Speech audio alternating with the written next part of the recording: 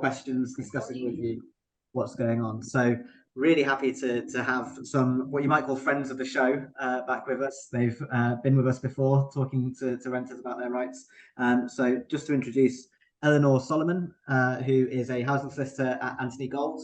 She's also a board member for Generation Rent, so has been with us for some time and is going to be talking to you from a lawyer's perspective about some of your legal rights when it comes to repairs as a private renter.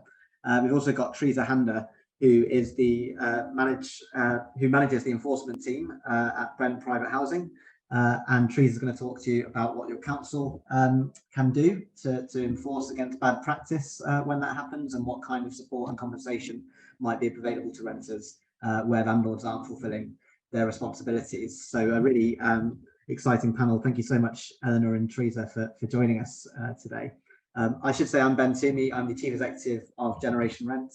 I joined back in the summer, so thank you everyone of our supporters who've given me a warm welcome. It's a really exciting time for this to be Renters' Rights Awareness Week, because one of the big laws we've been pushing for is coming back into Parliament on Monday now. We've just found that out today. So I've spent the day briefing MPs in Parliament about that. And we're hoping that that law will finally end arbitrary evictions, the Section 21 evictions that you've probably sadly become familiar with over the years. But that's some really exciting news that is hopefully going to mean that Renters' Rights Awareness Week this week is going to talk to you about your current rights, but when we get together again next year to give you a refresher, I'm hoping that some of those rights, including around repairs and around the quality of your home, will have been strengthened through this law as well. So hope that's something to look forward to as well. So to kick things off, let's go over to Eleanor to talk about repairs from a legal perspective. Thank you very much. Let me share my screen with you.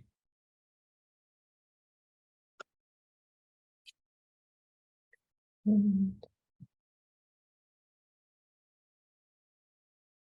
we go. Can you see that slideshow? We can, yeah. Thank you very much.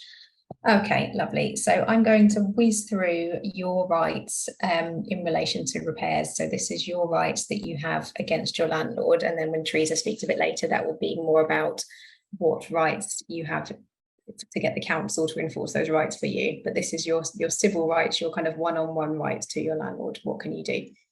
There are various pieces of legislation and areas of common law which contain all the different rights that you have that relate to repairs as a tenant, and they're here. And I will go through them quickly one by one.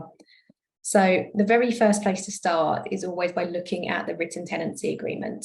So there's a few reasons that's relevant. One is to have almost any rights against your landlord, you need to be a tenant as compared to a licensee. Now, don't necessarily look at what it could be that you have an agreement that says license agreement, but in fact it is a tenancy agreement. So it's a bit confusing. But as long as you have exclusive possession, that is, you're not sharing a room with a family, you're not a lodger, etc. You have your own room with a lock on the door and you're not moved, or you have your own flat, then it's very likely that you're a tenant, and then you have a tenancy agreement. And that tenancy agreement will have certain rights automatically read into it, which we'll go on to, but it might give you some extra rights as well. So it might be that your tenancy agreement says something like your landlord has to repair your washing machine or your fridge. Now that's something you wouldn't necessarily have a right to have repaired otherwise, but if your tenancy agreement says it does, then you will. And it's not uncommon in a private tenancy that there'll be some extras like that. And also in the tenancy agreement, the actual wording of your rights to repair could go above and beyond the wording that's read in by legislation. So it could say, for example, to keep things in a good condition and state of repair, and that might go above and beyond a strict obligation just to fix something when it's broken. So do have a look carefully at the tenancy agreement. But regardless of what your tenancy agreement says, and even if you don't have a written tenancy agreement at all, as long as you are a tenant of less than 7 years, and by that doesn't mean a tenancy that renews every year for 8 years, that's still fine. But what you can't have is basically a lease. You can't be a leaseholder. So you can't have a long lease that's registered for the land registry. And so as long as you are a tenant, the landlord cannot contract out of their repairing obligations in Section 11 of the Landlord and Tenant Act 1985. So even if that tenancy agreement says something like the landlord doesn't have to do any repairs, the tenant has to do all the repairs, Section 11 doesn't count, that's just read as null and void. It has no legal meaning or contractual force whatsoever, and you can just ignore that basically. So what is Section 11? Section 11 is your basic repairing obligations that the landlord will have. And they are to repair the structure and exterior of the property first.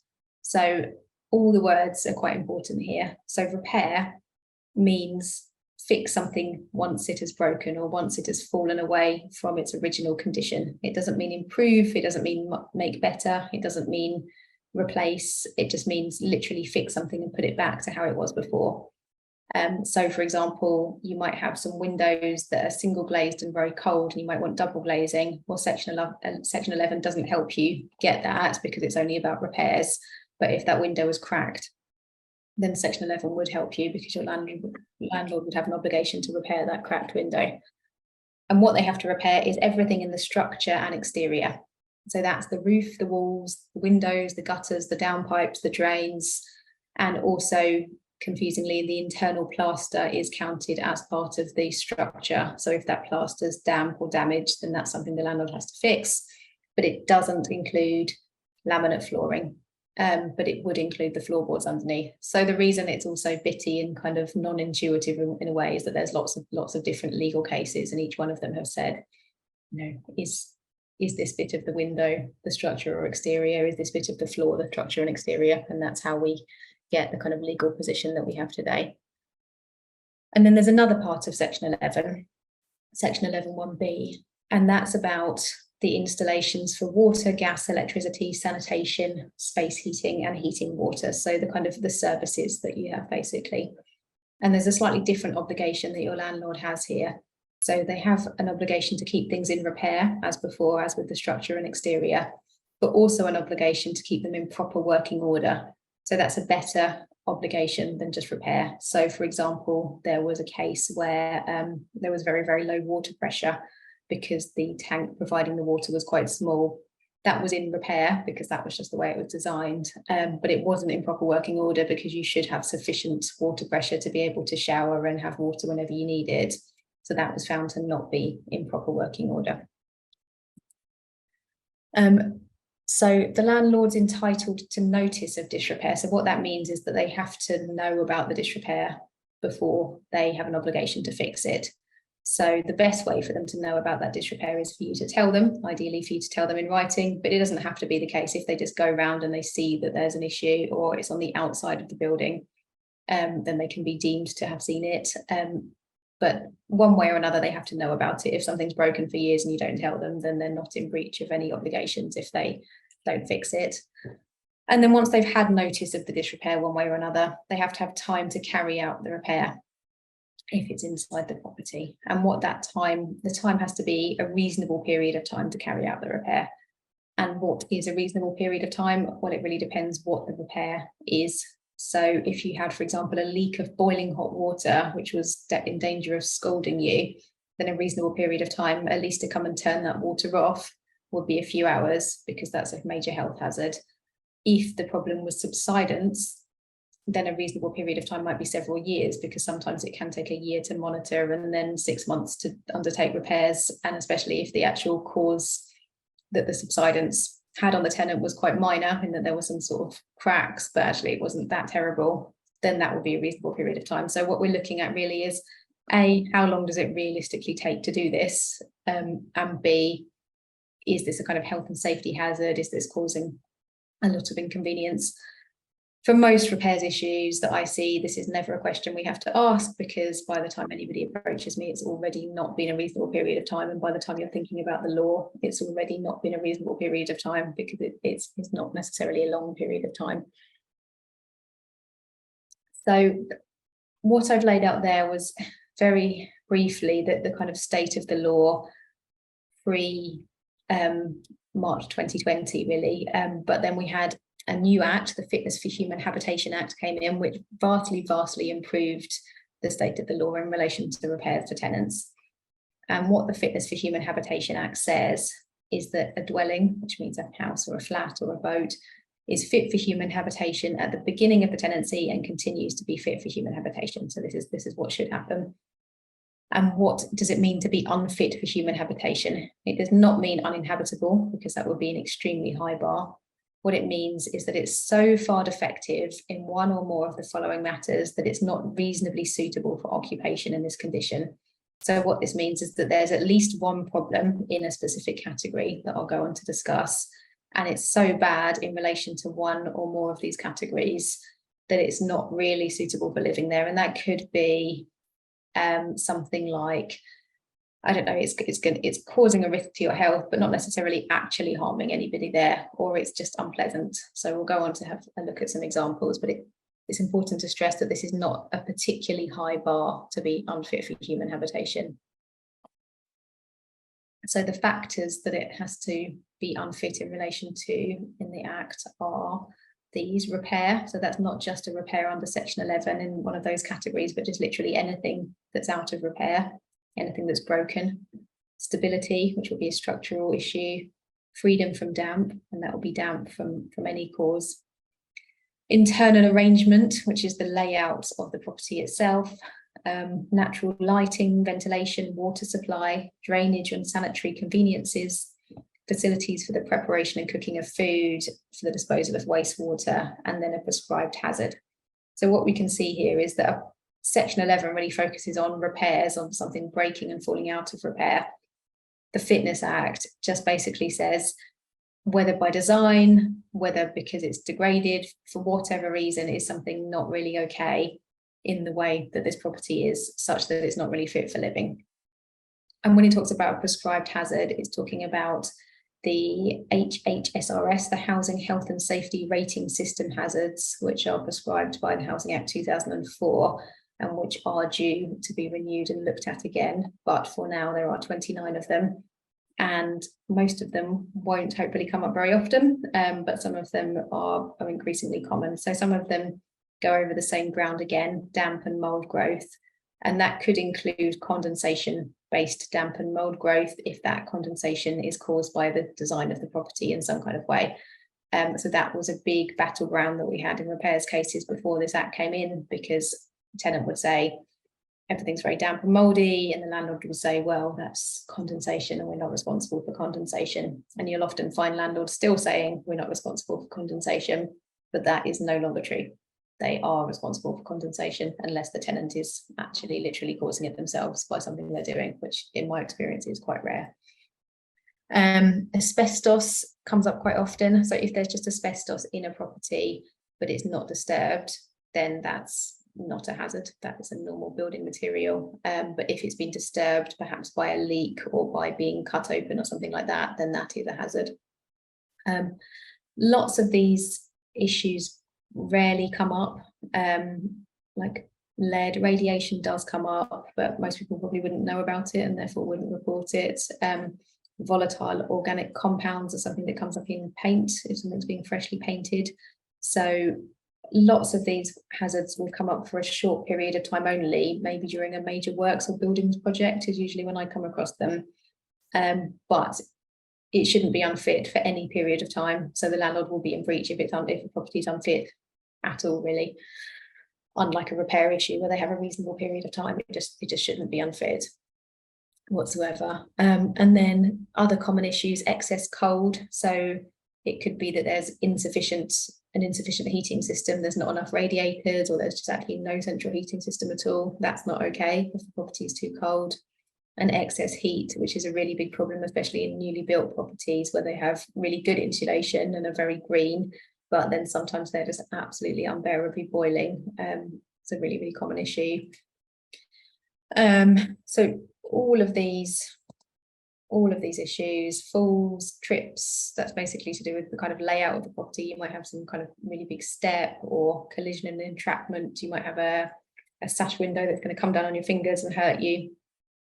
If it's unfit for any of those reasons, then it's going to be unfit for habitation, and your landlord will have an obligation to put that right in whatever way they choose, but so it is right, and so it is fit for habitation. And there are exceptions to this, basically the ways for the landlord to not be liable if the tenant hasn't used the property in a tenant-like manner, so they have mistreated the property, kind of the same thing, they breached their obligations. or if the fitness issue stems from works the tenant is supposed to do. So there's various small jobs which are deemed to be the tenant's responsibility, not the landlord's, just because they're very minor. Those would include something like unblocking a sink, if it can be unblocked easily, you know, if it can be unblocked with just a plunger or putting some chemicals down it, sometimes that's not enough. Changing a fuse, bleeding the radiators, changing light bulbs, all of those things are just deemed to be the tenant's responsibility because they're very minor. On the other end of the scale, the landlord doesn't have to rebuild or reinstate the whole building if the whole building, for example, is burnt down in a fire. This doesn't extend to making a new building. That would just frustrate the contract, and there would be no property in question or no agreement in question to enforce. The landlord doesn't have to repair anything the tenant is entitled to move, which is probably intuitive, really. If the tenant owns the washing machine, then the landlord doesn't have to fix the tenant's washing machine. The landlord doesn't have to breach the law in order to make repairs or improvements in the property. So that would mainly relate to planning permission. As far as I can see, you're trying to trespass on somebody else's land to make repairs. And if your landlord is a leaseholder, so they own maybe a flat in a block of flats, and the freeholder won't give them permission to do works, then all your landlord is able to do is make their best endeavours to get the freeholders to do that. They can't actually go ahead and work on somebody else's land without that permission, which again makes sense, really.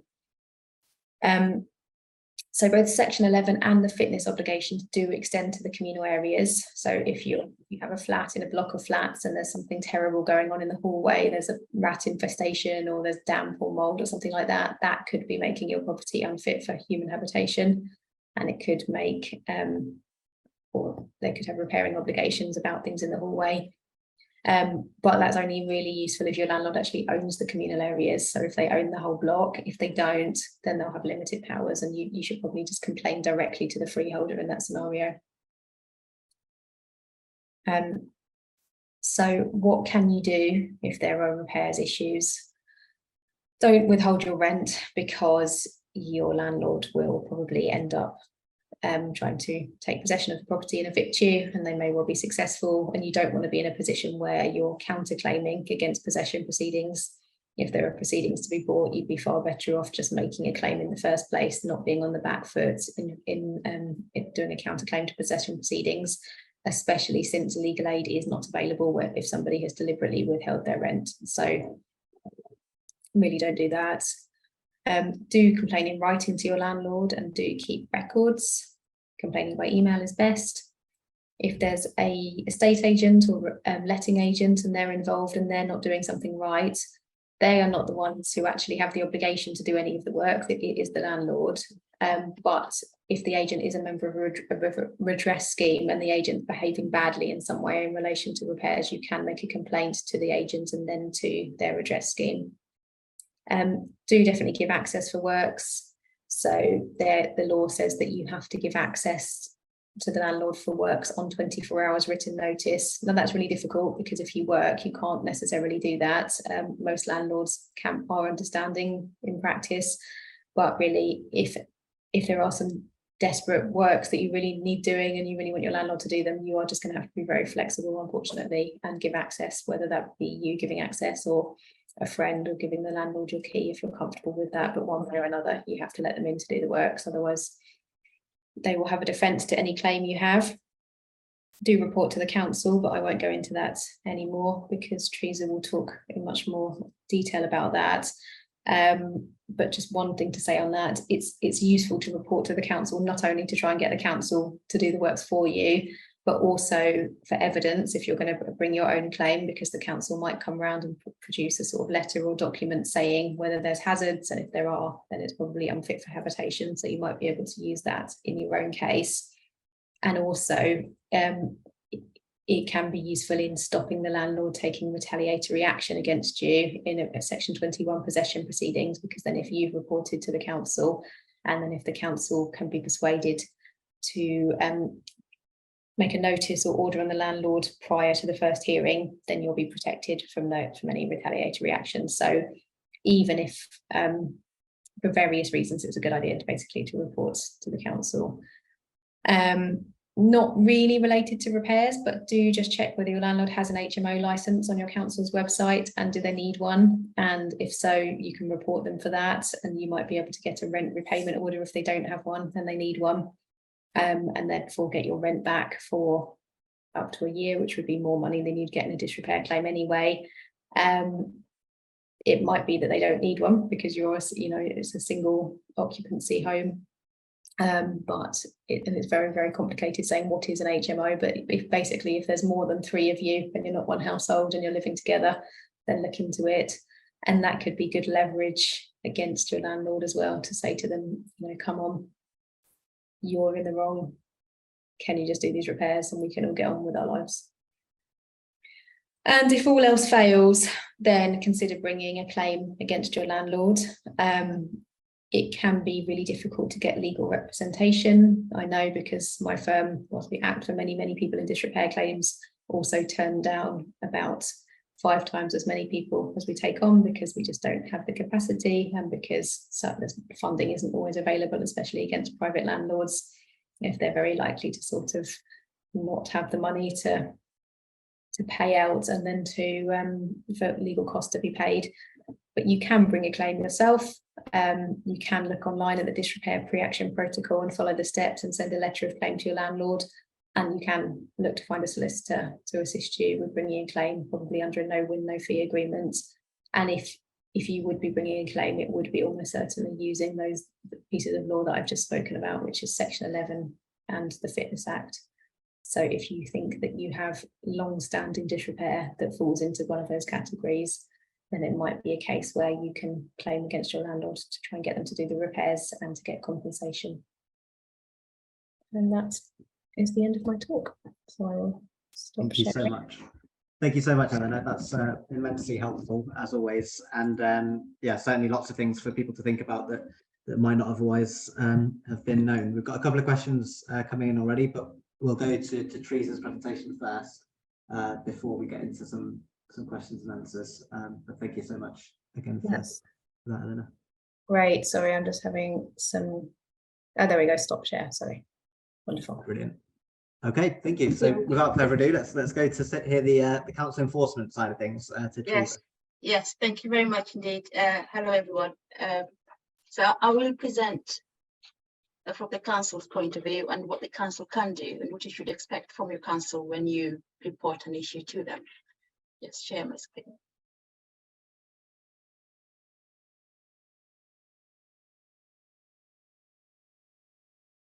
It's always the tricky bit. Yeah.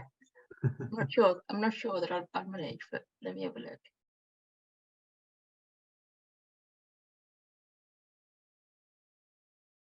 Just 1 minute, please. No worries.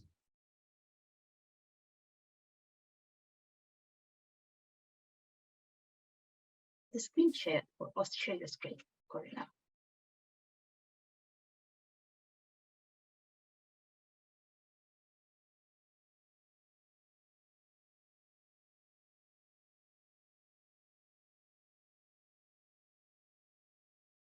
Everyone see that? Yep, that's working for us. Lovely, thank you. Right, so I work for Brent Council, manage their private housing services. So we deal with landlords, private landlords and private tenants. I thought I should start with the obvious. There's a lot of legislations that we can enforce to improve a property. But the most obvious ones are the Housing Act, which was alluded to earlier.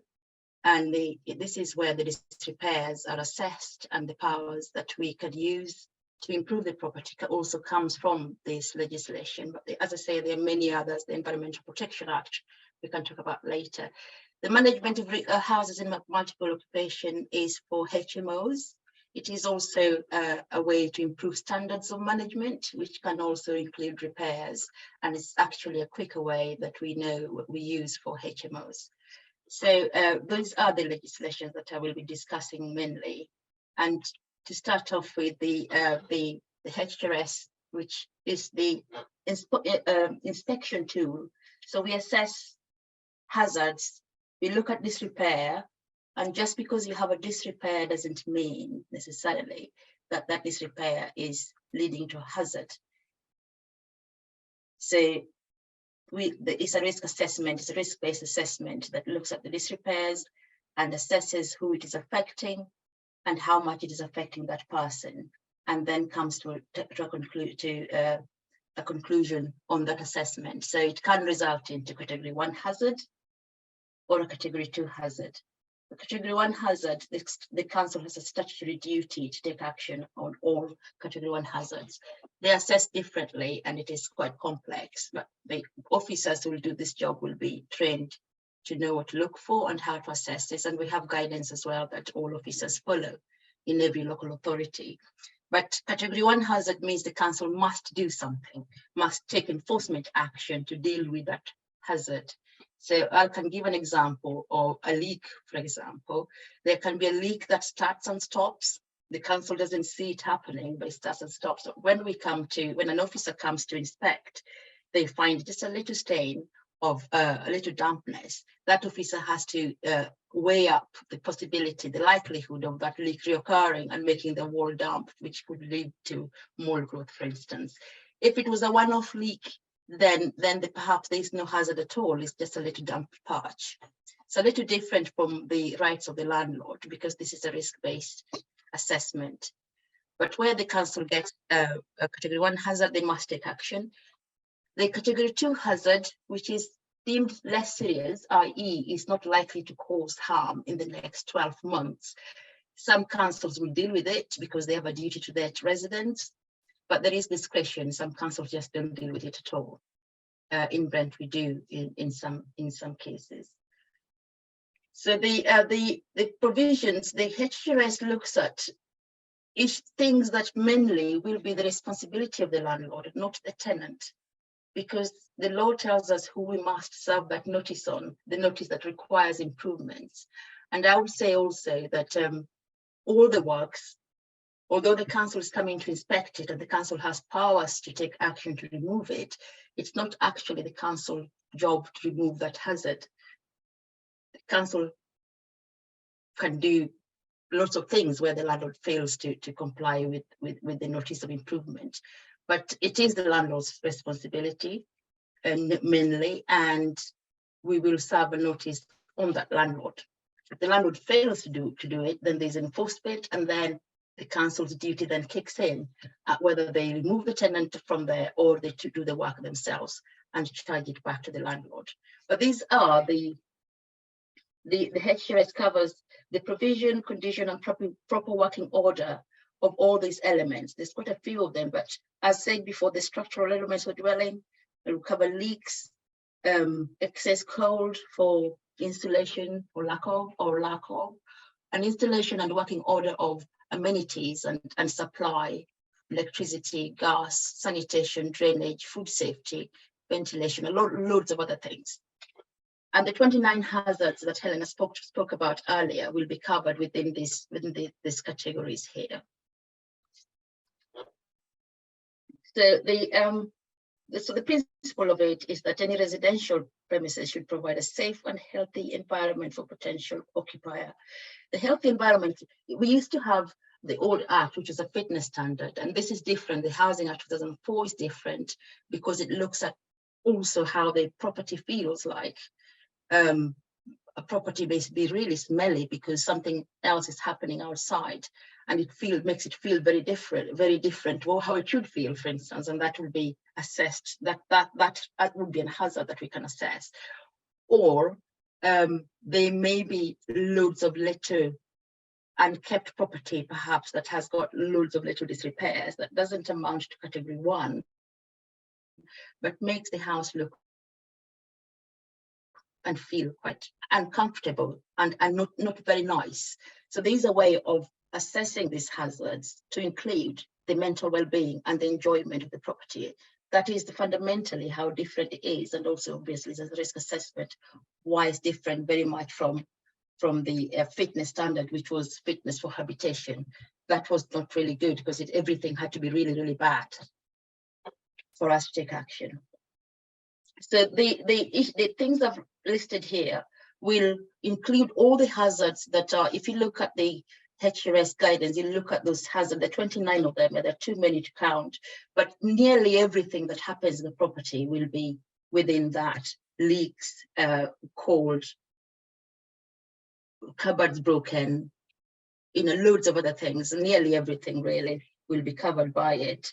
But just because there are some things that will be a shared responsibility, although everything we enforce on the landlord, there are things that will not be necessarily will be a hazard, but will not necessarily be the landlord's responsibility, or not obviously so. So I gave an example of pests, for example. If you have mice in the property, you may have mice because there's too many holes. So that's a structural issue. We can deal with that. But you may have mice because something else is happening in the property. Somebody is throwing rubbish right outside your door, and this accumulating, and so giving access to rise to pest infestation in your property. And property it's not just a house, it's also a garden and the environs of the property.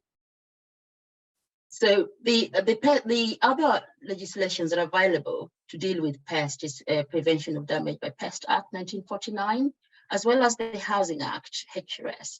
But both of those, nearly all of them that I've looked at, has a shared responsibility. So it says, serve the notice that requires work to remove, to destroy rats or mice from the person who's caused it. So bed bugs is a very contentious issue. Your landlord may want to know where it came from, especially if you've been there for a long time without bed bugs in the past. There are also things like noise that could be nothing to do with the landlord, unless the floorboards are in disrepair, or the walls, or there's no insulation. So if the issue is structural, then it is dealt with very well within the HRS principle and the Housing Act, and the local authority will have a duty and power to take action on the landlord to repair it. Where we can find that perhaps it's the tenant causing it, then you'll have to deal with it yourself. We can't have powers to enforce it against your landlord. There are also other issues around tenancy that you've made an agreement with the landlord to do. So if your landlord puts in that you're responsible for repairs, that means nothing to the powers that the council has. Section 11 is our improvement notice, and Section 12, for instance, means nothing at all. We will still say it's still your responsibility.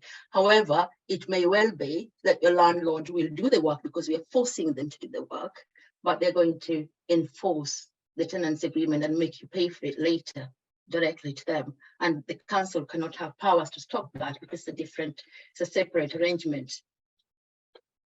So there are things there, the housing that doesn't really consider what you've made an agreement with the landlord. So if you make an other agreement, then we will look at the hazard and who's responsible for it and take action. And then the landlord or yourself, the tenant, can take action, a separate action, should there need be. So if you have disrepair, what I would say is report it to your local authority.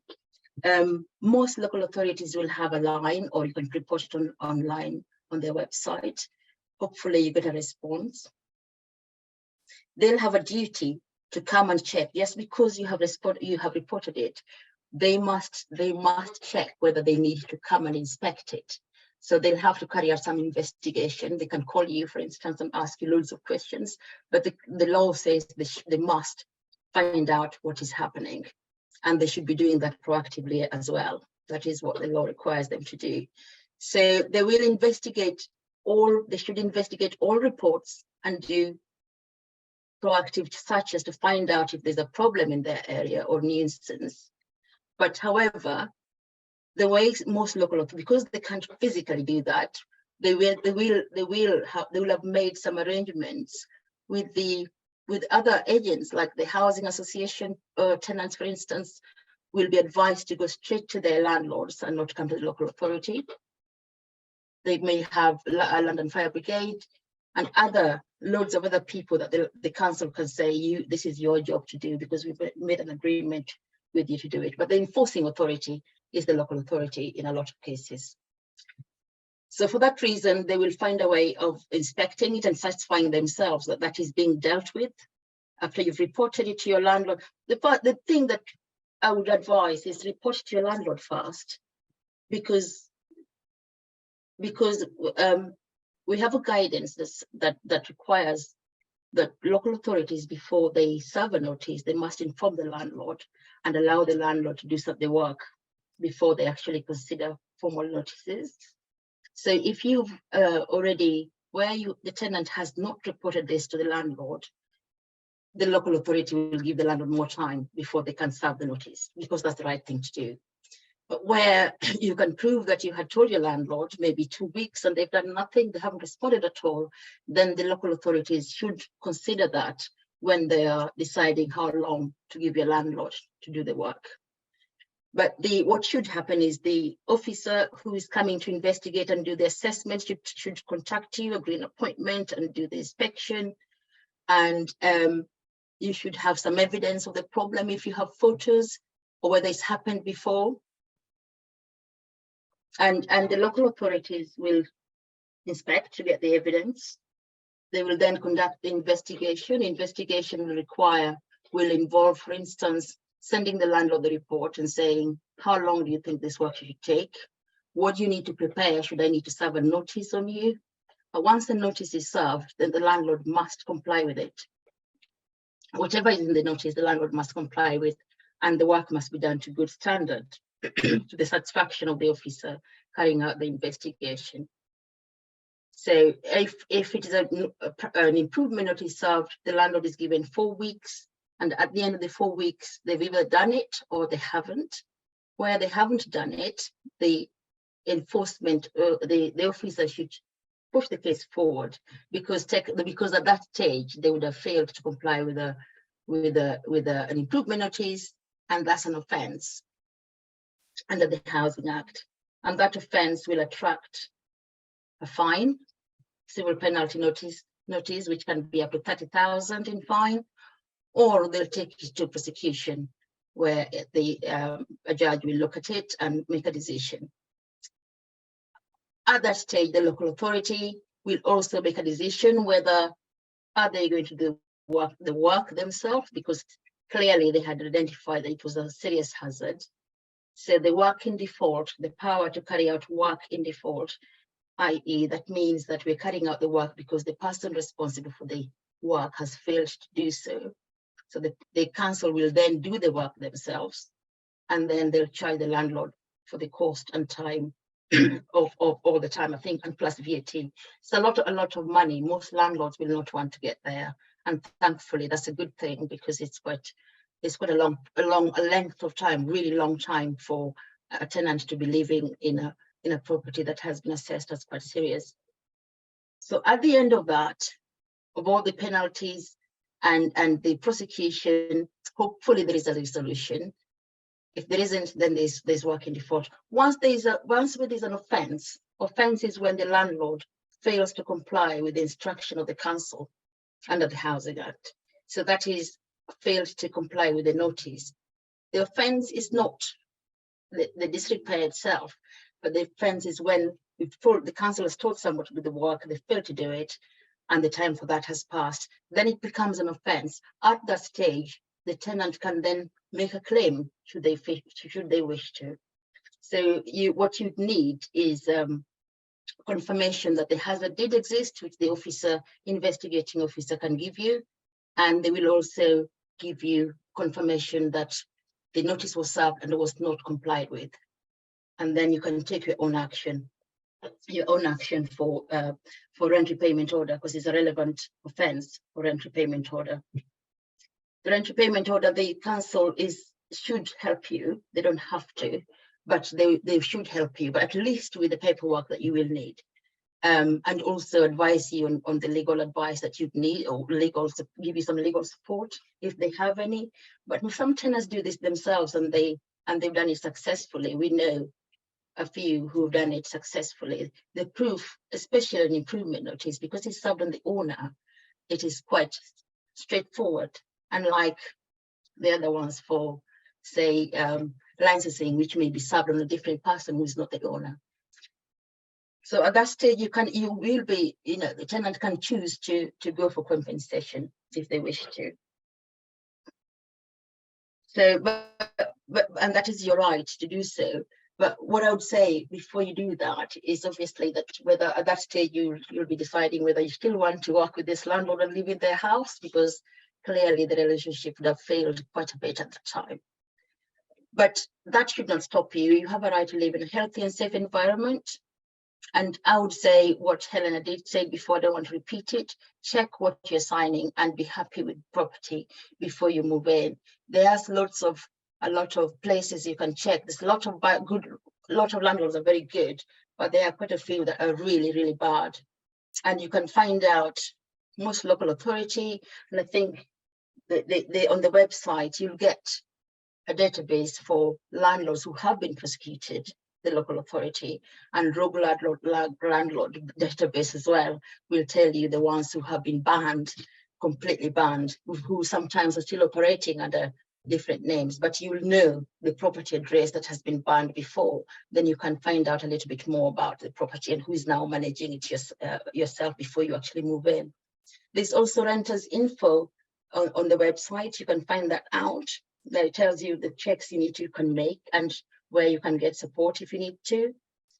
And there's also mediation, where the council will offer, after say a long protracted investigation hasn't gone really right, but you still want to stay in the property, you can ask the council to help you with the mediation with your landlord, so you can stay there and maybe come to some sort of agreement on how you move forward, because it's very hard to find a property, and you may well be happy, you're just not, you are just not happy with the condition of the property. And although, as was said earlier, the serving a notice will give you some protection, but it's not forever. It's only 6 months, if I remember correctly. So yeah, mediation is always good. Dealing with the landlord that you're not happy with is very, very hard. Also, your agent should be registered with the redress scheme, I think by law. So check that they are, because if they're not, if they are, then this mediation can happen a lot easier, in a lot easier way than if they're not. You also want to check that they have protected your tenancy, protected your deposit, as the government requires them to do so. And if they haven't, you can report that to the council as well. So it was mentioned briefly earlier about HMOs and licensing. So just briefly to say that most local authorities now operate some form of licensing. Licensing is 5 or more people, but some local authorities operate additional licensing or even selective licensing, where everything is licensable. So do check, because if you bring a friend to stay with you for one reason or another, that you may be breaching the law, and you may fall foul, because the law of licensing can fine the tenant, and often does. If you're subletting, you will be responsible for that 30,000 fine. And if a landlord has you made an agreement with the landlord that you'll carry out repairs for some benefit, and you'll bring in some people to help you live there, the landlord has basically made you a person managing the property as far as this legislation is concerned. And so you should be aware of the repercussions of being in a situation like that. Otherwise, if you want to sublet, it's not illegal. You could just ask your landlord for permission and make sure that permission is in writing. When the local authority people come to check the property, because they often come unannounced, you can tell them that, yes, I am subletting, but I've got permission to do so. Then all the investigation goes back to the landlord. But where you find your landlord should have a license and doesn't have one, is great for you, because it means you can get a rent repayment order. Now, that rent repayment order is quite more complex than a rent repayment order that you get for a failure to comply with an improvement notice, because it does look at who was getting the money directly. I know a lot of cases that has been challenged in court, but my understanding is that it may not necessarily be the owner of the property that is subject to, that is you are asking that to pay you back the money. Unless you gave it to them, they don't have to pay you that money.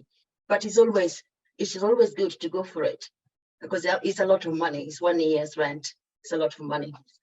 It's worth making a try for it. So that is it, really. Thank you very much for listening. If you have any questions, I'll be happy to take them. Thanks so much, Teresa. That's really, really helpful stuff, and good to know that the council's there if people need support on some of these things. Particularly, you said about rent repayment orders. You know, that would be quite a complicated process maybe if it wasn't for the council being able to step in and offer some support there. We've had a few questions, so I'm just going to jump in because we've got about 10 minutes left actually. So so a couple of questions for Teresa first. The first one's about the first slide that you showed, Teresa, was about the duty of local authority. Right. And they've the questioner has asked basically because they've spoken to managers in their local authority who say that they have a right to inspect landlord properties, but they have no obligation or duty to take any action.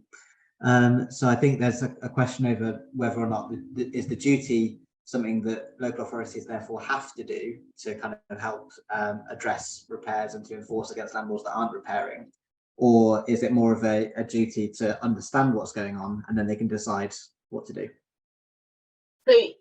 The wording of the legislation I could read, I don't have it with me, but it is actually said to satisfy themselves that there is no disrepair, but there's no serious hazard on the section 4, I believe, of Housing Act 2004, and they need to find, once you report it, that section 4 requires a proactive, be satisfied that there's no serious hazard in your area. So we that is why we do some of the, we can pop in and check, even if they're not invited. But otherwise, where somebody has responded to, asked us to go and have somebody's reporting damp and mold, for instance, they should go. There will be duty for them to go and find out what the level of hazard is. They'll have failed in their response if they don't go. They don't have to go themselves. They could send somebody else to do that job for them. Somebody else could be whoever they've made a protocol agreement with, but basically they need to know that there is no serious hazard there. Once they come to see it, then the section 5 tells them, once you see it, you become aware of it, i.e. see it, then you must take action. You must take formal action. It is not you should or never. It says you must take formal action to address it. So that is really good, because where for tenants where they have, where some people are refusing to serve notices, they need to, because that supports tenants. That's really helpful. Thanks, Teresa. Just thinking about what Eleanor said earlier about there being over 5 times as many people that her solicitor firm has to turn away than they can actually take on because of capacity. I wonder, Teresa, if you have a view on why is it that councils aren't able to deal with these issues enough or get into enough homes? Do you think it's to do with tenants reporting it to councils, or do you think it's to do with the capacity in the council, the resources that you have to deal with it? It's a mix of things. Resources is a huge problem, especially for finding officers who can go and do this assessment to come back with a result and then follow it up. The training takes 4 years. It's a problem that's not just for London boroughs, is countrywide. But there's also the issue of what can we do about it? As I say, if it is a serious hazard, the landlord, and most local authorities like it when there is power to do something and forced to do it, because we can force the landlord. And if the landlord doesn't do it, we do it ourselves, and the money is guaranteed on the sale of the house. So it's quite straightforward. Where it is category 2 hazard, then the issues of resources will come in. We would love to, but we just can't. Or if it is issues where, I know condensation is a huge issue, and this year it's been horrible for people living in damp and mold growth. But where is condensation? The law requires us to look at what could be causing it, which is often heating, ventilation, insulation, the presence of excess code.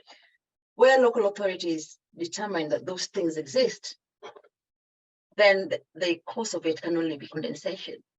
Now, condensation can be horrible, for people affected, and the local authority will say, we can't do anything, we don't have power to. So I think those people will go up to find help elsewhere, because the local authority doesn't have to, basically, but or they cannot do it because although they'd like to, there's just resources where the law doesn't force them to do it. There's a lot of considerations. And Eleanor, if I can just bring you in, do you find that you're sometimes picking up what the council could have dealt with had they had more resources, or is it a totally different route that people are taking when they come to you? I mainly act for social tenants, and the social tenants or tenants of the council have no assistance from the council because the council can't prosecute itself, and they very, very frequently refuse to prosecute housing associations, even though they could do. I think the idea being that housing associations as regulated bodies and other social landlords should really be behaving a lot better, and they should be sort of respond to a letter or a word from the council rather than actually needing to be prosecuted. But I just find it massively differs from councils to councils. I think some councils are really on it and have a relatively large department and will respond swiftly to reports from tenants, and for others they just don't do anything at all, quite frankly. That's my experience. Thanks, Elena. Thanks very much. And then just thinking about another question that's come in, it's not so much about repairs, more about an upgrade and possible discrimination. So the person is talking about having had a shower grab rail installed for support for the tenants' mobility issues. And then when they've moved out, the landlord seems to have wanted to claim to charge the tenant basically for the removal of that grab rail. Is that something that would come under the sort of repairs type legislation, or is it a totally separate issue? And what would you suggest is that within the law, Eleanor? It's an interesting one. It is within the law for if improvements have to be made, for tenants to have to pay for them themselves under the Equality Act. Now, in this case, probably the council paid for the actual handrail to be fitted, but because the law doesn't specifically address that, and it does say that basically what the law says in relation to making adjustments in a home for disability, which is under the Equality Act, is that the landlord has to consider any requests, and then they have to agree to them if it's not going to be some kind of disproportionate loss to their home that's going to affect the sale value of their house or something. So, for example, if the tenant wanted to put in a lift and it would involve ripping out huge parts of the house, that would be potentially something the landlord could refuse. A grab rail they could almost never refuse because it's such a minor thing, but I think unfortunately the landlord probably can charge for its removal because they can ask for the property to be put back into the condition it was in to start with, and the Equality Act does allow the landlord to charge tenants to put something in, so they probably can charge them to take it out again as well, I'm afraid to say. Thanks, Eleanor. It's a good reminder that although it's useful to know what the law is, the law isn't always helpful for some of the tenants in these situations. Yeah. I'm just going to go to two more questions before we wrap up. So sorry for those questions where I haven't been able to reach you. But there was someone who's asked about their landlord having not done a gas safety check, and they feel it's 4 months overdue. They're nervous about pushing for the repairs in case the landlord tries to cut up the rent or anything else. Or you mentioned retaliatory evictions, Eleanor, that could be a risk. What do you think they should do in that situation? Should we go to Eleanor first, and then Teresa? I think you may have a view on this as well. Yeah, so I've read the question. I think the question is really, can you use the repairs to prevent the landlord putting the rent up? I mean, the first thing to say is that the landlord has to follow a specific process to put the rent up anyway, which is very rarely followed. And very often the landlord will go to a tenant and say, oh, the rent is now whatever higher sum. Now, it's not, unless they follow a specific process, which is serving a notice on the tenant, or if the tenant agrees by signing another tenancy agreement with a higher rent.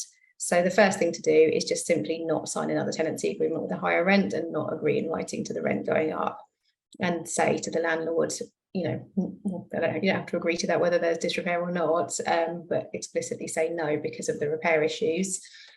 If the landlord does actually serve a notice, then there is a procedure to dispute the higher rent, and it might be that you can dispute it in this situation, because it might be that you can say, well, the landlord's trying to raise it above market rent because of the very poor condition of the property, and there would be a procedure to go to a tribunal and dispute the rent in that situation, and that would all be set out how you do that on the notice if the landlord does give you the right notice, which I think is a section 13 notice. But usually it doesn't happen. The landlord just basically, the main takeaway is basically almost nothing to do with the repairs, just don't agree to the rent going up without your landlord following the proper procedure. Thanks, Eleanor. Teresa? Yeah, I mean, if it leads to a hazard, if the tenant rings the council to say, I'm worried about the electrics, so the council goes and inspects, then we will ask for gas certificate, which the landlord must provide. If they don't have one, and if it is overdue, we'll ask, the local authority should ask them to carry out a safety check and provide a certificate.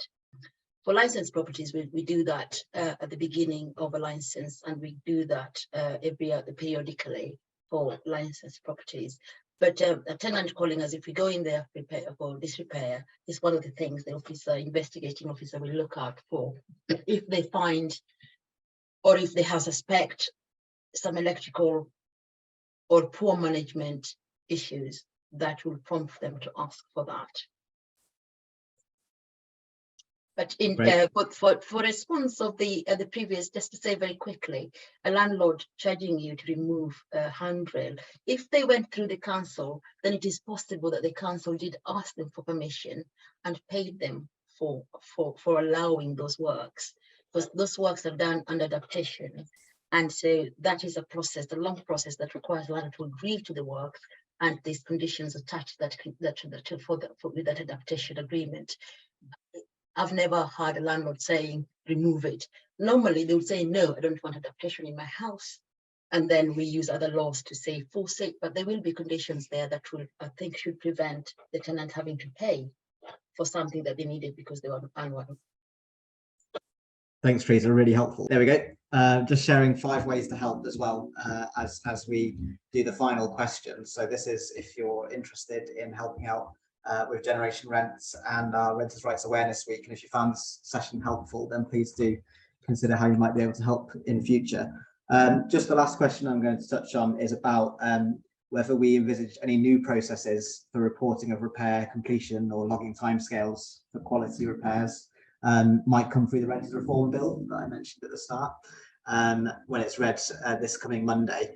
And as part of that, do we consider Awaab's law to be something that could be put in place for the private rented sector? So it's okay, I'll use my chair's privilege to answer this first, and then I'll come to anyone else that wants to come in. But we're obviously really pleased that the Renters Reform Bill's here. It doesn't have a huge amount of detail in there about improving quality, but once you stop evicting people arbitrarily, once you stop that from being able to happen, then people, like some of the questioners today, will feel more confident to be able to challenge when there's disrepair and when there's issues in their home. So that's really promising. We've also, it's not in there yet, but we're hopeful that decent home standards will enter the Renters Reform Bill. There was a consultation on whether there should be decent home standards for the private renter sector that opened last autumn, and we're hoping that this will be the place where they introduce those. They already exist in social housing and have done for over 20 years. On Awaab's law, for those that don't know, this is something that came in this summer, and it was in response to the really tragic case of Awaab Ishaq, who was a toddler who died in December 2020 from prolonged exposure to mold in social housing. And this is a new law that gives timescales for responses to mold from landlords, but only again in social housing. So we know there's a problem with mold and damp in the private rented sector. It's actually more widespread than in social housing, in private renting. And so we'd also be calling for this to happen, to come in the Renters Reform Bill or as a standalone law to extend that to the private rented sector. But I know that's something that, Eleanor, you've had some experience working with these sort of timescales and with kind of trying to get landlords to act quickly and stop at times blaming tenants for their own behaviour, which they say causes issues in the home. So did you have a view on whether that law might be helpful? I mean, it certainly wouldn't be unhelpful, but my own view is that the law as it is does kind of already cover everything that could be added by Arab's law, and that really what we need, rather than more legislation in that specific area, is just more legal aid so that people can actually take action against the landlords with the laws that we already have, and more councils to be proactive, and not have a kind of postcode lottery with councils, where some councils you might go to and they'll be very helpful and some will just ignore you, quite frankly. So yeah, but I'm not sure it would make much difference, but it certainly wouldn't be a bad thing.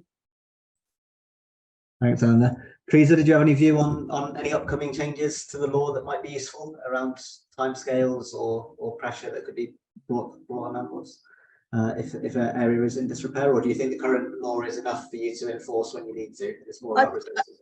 I think, I mean, we're getting some, the HRS is being revised. I think that was a request after, talking to the people who are enforcing it, officers like used to be myself. It can be quite subjective, and especially in things like damp and mold, can be very much dependent on the officer's view, which it shouldn't be. And so I think there was a request to make it more standardized, a bit like management regulations, which is prescribed standards. That will be quite hard, and I think that will be hard to go back to what we used to have. But on some hazards, I think it would be really helpful to, for fire hazard, for instance, we had guidance that Lakos is also being updated. So there's a lot of things, but at least on that one, it gave us really great guidance, in my view, about if you find this in this type of house, then this is the level of assessment, this is how serious that is. We don't have that with HRS, and I think it's causing a lot of variations in what local authorities are doing.